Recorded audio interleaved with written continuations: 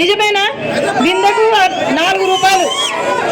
అది మరి తాగడానికి నీళ్లు కూడా బిందె 4 రూపాయలకు అమ్ముతూ ఉంటే మరి వీళ్ళు ఏమి మళ్ళీ ఏ మొహం పెట్టుకొని ఓటేయడానికి అడుగుతారు?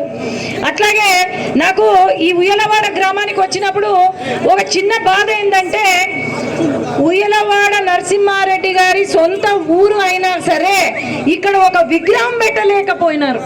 ఎందుకన్నా?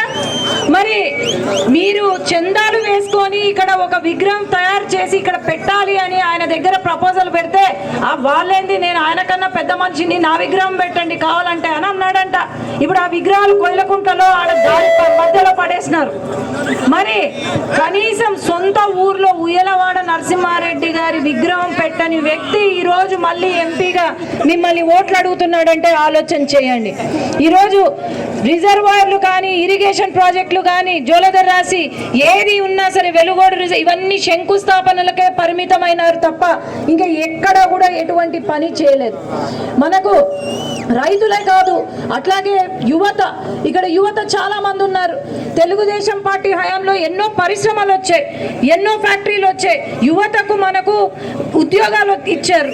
కానీ జగన్మోహన్ రెడ్డి గారు వచ్చిన తర్వాత లక్షలలో జాబులు ఇస్తానని చెప్పి మొత్తం ఈ 5 సంవత్సరాల్లో కనీసం 6,000 జాబులు కూడా ఇవ్వలేని పరిస్థితి.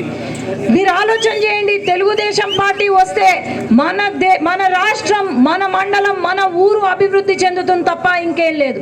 బటన్ నొక్కడమే సంక్షేమం, బటన్ నొక్కడమే అభివృద్ధి అని అనుకుంటున్న జగన్మోహన్ రెడ్డి గారు ఇక్కడ ఏం సంక్షేమం జరిగింది, ఏం అభివృద్ధి జరిగింది అని నేను అడుగుతున్నాను.